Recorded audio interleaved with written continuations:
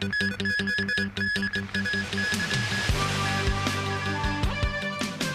government suddenly stops plans for basketball gambling.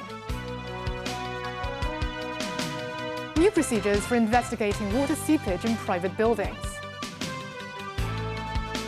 And the US and Iran both blockade the Strait of Hormuz.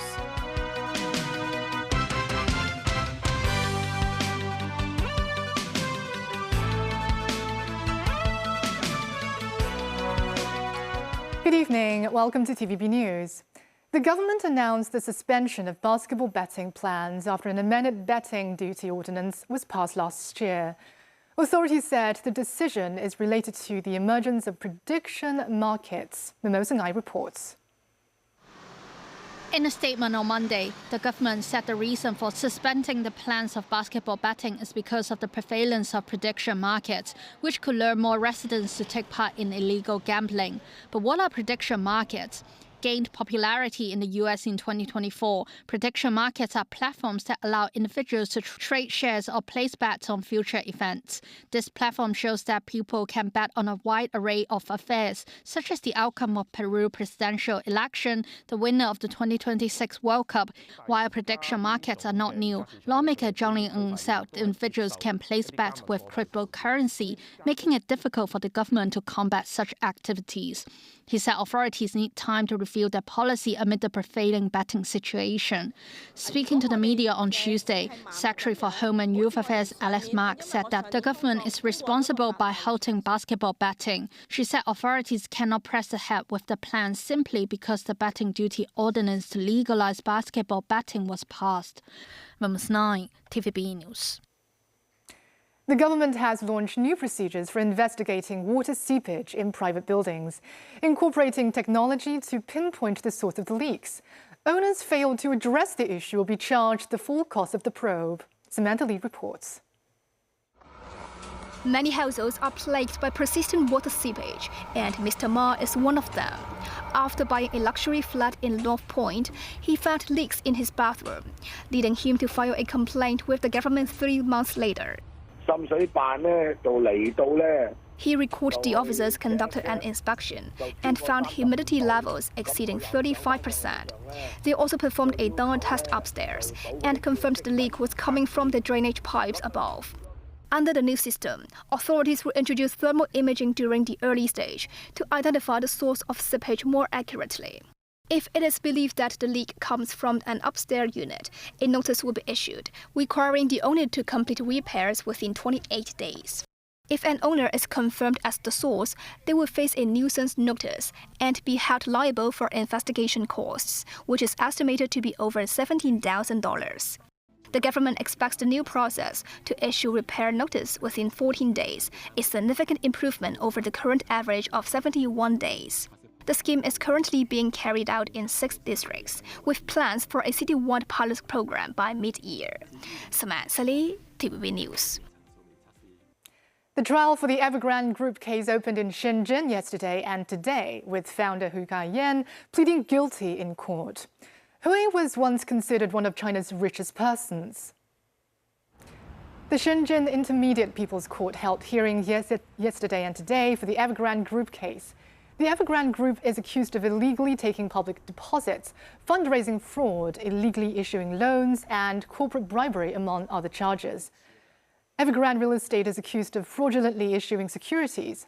As for Hu Ka-yen, he faces multiple charges, including illegally absorbing public deposits, fundraising fraud, and embezzlement of his assets. Both the defendant companies and Hui made final statements. Hui pleaded guilty and expressed remorse in court. The court will announce its verdict at a later date. A U.S. naval blockade on maritime traffic in and out of Iranian ports came into effect from 10 p.m. Monday, Hong Kong time. U.S. President Donald Trump has threatened to eliminate any ship that comes close to the blockade in the Strait of Hormuz. The Iranian military called any U.S. restrictions on international shipping an act of piracy. U.S. President Donald Trump met the press later in the day, saying the move is meant to stop Tehran from doing business and press for the reopening of the waterway. Iran is doing absolutely no business, and we're going to keep it that way very easily. Don't forget, their Navy is gone, their Air Force is gone. You know, a lot of tankers are coming up here. They're coming in empty and out full. And we have a great capacity to take care of that business. Earlier, the president claimed in a social media post that the U.S. had destroyed 158 vessels of the Iranian Navy. Regarding 34 ships that crossed the strait, Trump has warned to immediately eliminate any ships that approach the U.S. blockade using the same system of kill that they use against so-called drug dealers on boats at sea. Washington said ships from neutral countries are allowed to sail to and from non-Iran destinations, while those laden with humanitarian materials would get the green light after being checked. One of the tankers was the Austria sailing under the Botswana flag. The other one was the Malawi flag China-owned tanker Rich Starry, which has been sanctioned by the U.S. Both tankers reportedly departed from a port in the United Arab Emirates and were en route to China. Pakistani officials have proposed a second round of talks between the U.S. and Iran, as U.S. Vice President J.D. Vance earlier said that negotiations with Iran did make some progress, even though they failed to reach an agreement. U.S. President Donald Trump said Iran does want to work a deal. This, as Trump said, Chinese President Xi Jinping said that he hoped to see an early end to the conflict. Tracy Furness has more. With the talks between the US and Iran failing to reach an agreement on Saturday, US President Donald Trump said Iran still wants to make a deal. I can tell you that we've been called by the other side. They'd like to make a deal very badly.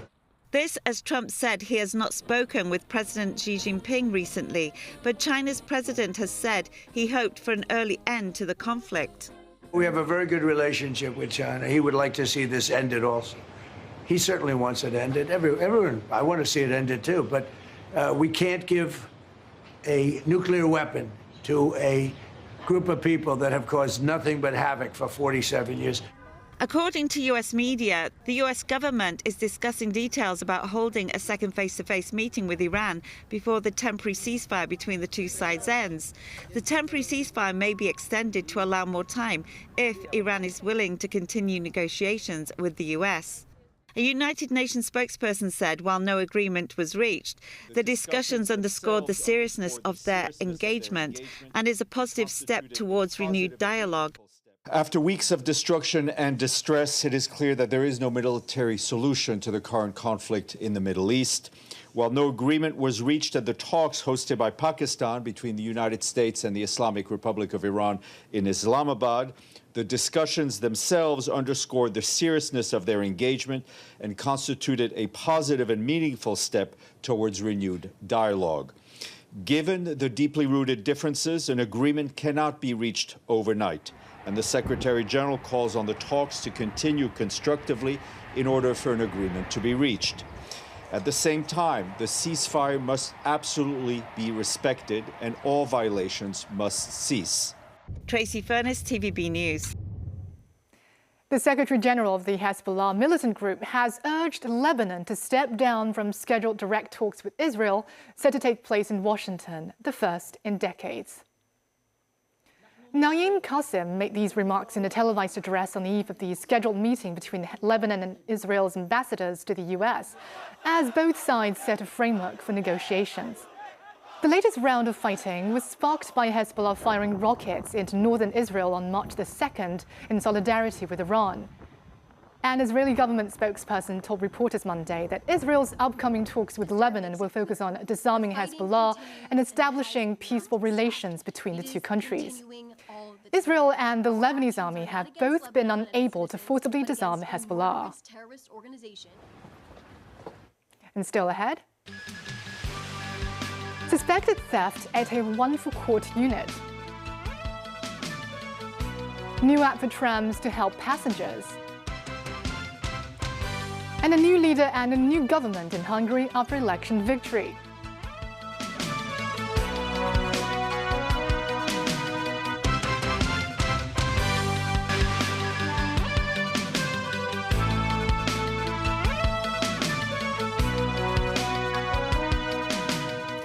Welcome back. A flat in the fire-ravaged One for Court in Taipo is suspected of being burgled. Samantha Lee has more. Residents of Wang Court have reported another suspected burglary after receiving photographs taken by their assigned social worker under the one social worker per household scheme. They have reported the incident to the police.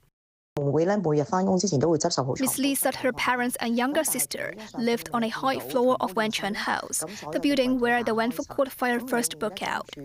She said her sister used to tidy up her bed and room every morning before going to work. But this photo shows the bed was messy. All the drawers were open. $30,000 cash was inside, and the jewelry boxes were also open. The family is scheduled to return on April 28th to check the actual losses. They have already reported the case to the police. Ms. Lee added they would not be allowed to return to the unit for some time, so they are worried if similar events might happen in the coming 2 weeks. She hopes the government can listen to the victims and take action to ensure the safety of their properties. The police have conducted an investigation into the incident. Samantha Lee, TVB News. Hong Kong Tramways has launched a new mobile app. The tram operator hopes to improve the passenger experience by offering them more accurate information. Mo Seng-ai reports. Trams are a key commute option for locals and a cultural attraction for tourists, with 85% of passengers being residents and the rest visitors. To improve the passenger experience, Hong Kong Tramways has launched a mobile app that can present arrival times and destination information for the next 3 trams at their selected stop. The app will also notify users about certain situations, including service disruptions and delays. Speaking to the media on Tuesday, Hong Kong Tramways said the app marks the company's journey to becoming digitalized. The passengers have, increasing expectations in terms of passenger information. We are not looking to a very complicated app. The goal was to be simple, to be user-friendly. The tram company said the real-time estimation function requires the application of more than 400 radio frequency identification tags, or RFID. The tags are installed along the tram tracks and RFID readers on the trams. Apart from the new app, the Hong Kong Tramways will also enhance its operational safety, including the installation of dashcams on all trams to record the front row conditions. Mo Seng-ai, TVB News. The Consumer Council has received more than 120 complaints involving foreign domestic helper agencies last year, an increase of nearly 10% year-on-year. Samantha Lee has more. Domestic helpers provide essential support to many families in Hong Kong. The hiring process, however, can be complicated sometimes.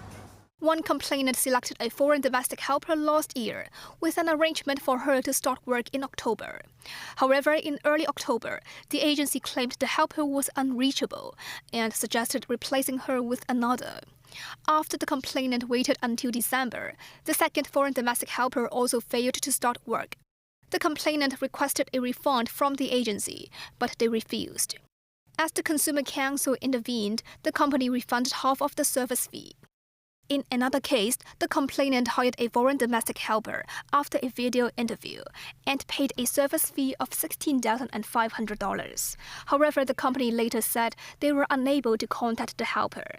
The complainant requested a refund, but the company gave no clear response. The complainant considered the terms and conditions problematic and sought help from the Consumer Council. Ultimately, the complainant received a full refund. Consumers should carefully read the contract or service agreement before the transaction to ensure full understanding of all content and terms. After transaction, obtain and retain contracts, receipts, and other transaction documents, as well as records of communication with the agency as evidence. Samantha Lee, TVB News. Overseas, Hungarian voters have ousted long-serving Prime Minister Viktor Orban after 16 years in power. Peter Magyar will be Hungary's new leader, and the winning side, the Tisza Party, celebrated on Sunday night, performing a dance on stage which has gone viral. Zsolt Hegedűs, a politician from the winning Tisza Party, danced in front of hundreds of thousands of people while celebrating his party's election victory in Budapest. Hegedűs was elected member of the National Assembly in 2026 and has been nominated to serve as Minister of Health in Peter Magyar's new government. Orban's defeat has reverberated across the world, including in the US, where President Donald Trump supported Orban's re-election bid and even dispatched US Vice President J.D. Vance to Budapest last week to support the incumbent.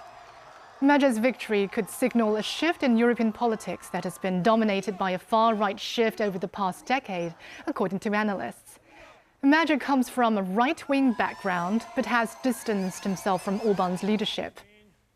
The conflict in the Middle East has created a lot of uncertainties in the energy market. Peter Wang, managing director of Town Gas, said in TVB's Straight Talk program that the company has very long-term contracts for the supply of feedstocks from countries outside of the Middle East. What's happening is we can't do much on that. And we, in Hong Kong China Gas, we always keep an eye monitoring the situation hour by hour as the day goes by.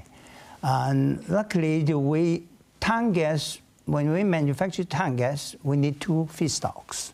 Right. One is naphtha, the other is natural gas. And luckily, both of these feedstocks come not from Middle East. Mm-hmm. Naphtha, we source the naphtha from Malaysia, Indonesia, Singapore, etc. And the natural gas is a long-term contract with a supply in Australia. Right.